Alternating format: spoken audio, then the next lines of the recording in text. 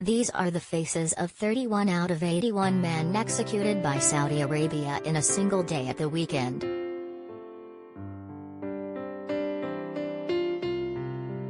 Half of those put to death were from the country's Shia minority region, which has seen anti-government demonstrations since the Arab Spring swept through the region in 2011.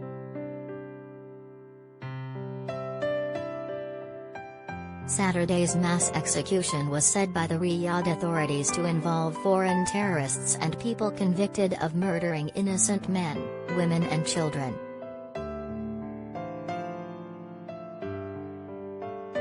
Others killed included prisoners accused of holding deviant beliefs. These 31 men were put to death as the result of a bloody clampdown on Shiite Muslims from the eastern Ghatif region, which has historically been a flashpoint between locals and the Sunni-dominated government. Trouble flared in 2017 when a move by police to evict residents from Awamiya, home to around 30,000 people, turned violent, leaving 25 dead. Asad Maki al-Shabarali, 37, was arrested while driving his wife to the school where she worked and accused of participating in demonstrations and chanting political slogans, as well as being in possession of a picture of a human rights campaigner and joining a terrorist organization.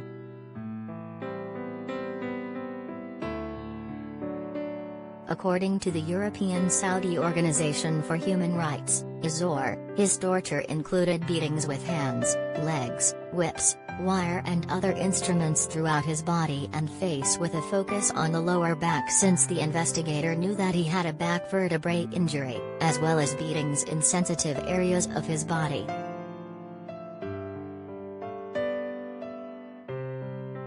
Another executed was Mohammed al-Shakuri, 27, who was tortured and kept in solitary confinement. Relatives had no contact with him for 6 months, according to ISOR. Legal proceedings began against him in 2019, initially without representation and using confessions extracted under torture.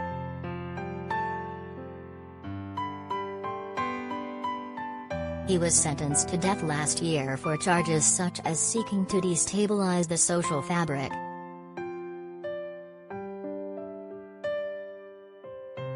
Another killed was Aqil Hussain al-Faraj, 30, who was beaten and held in solitary confinement before being charged with helping form a terrorist cell and trading arms. The Saudi authorities have not revealed whether the executed men were killed in the traditional way, by beheading, or by firing squad.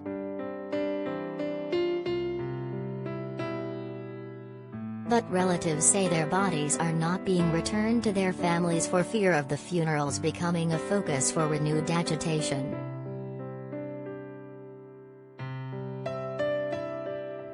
Ali Adubas, director of ISOR, said, "We have details on some of the cases and, according to official documents, not a drop of blood is found in the charges of many of these men."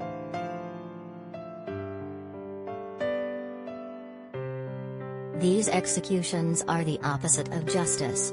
Some of these men were tortured, most trials were carried out in secret.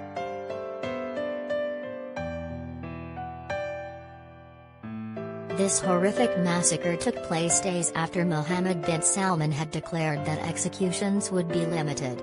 It is the third such mass killing in the 7-year reign of King Salam and his son.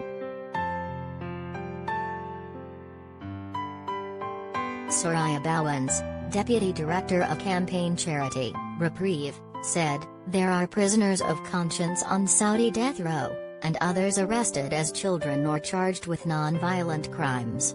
We fear for every one of them following this brutal display of impunity."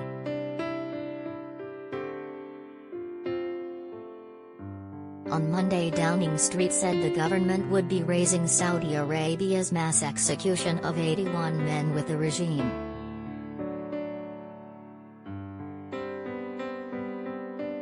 The announcement came as Boris Johnson prepared to visit the desert kingdom to try and persuade it to increase oil production to make up for a shortfall in lost Russian fuel imports as a result of sanctions following the invasion of Ukraine.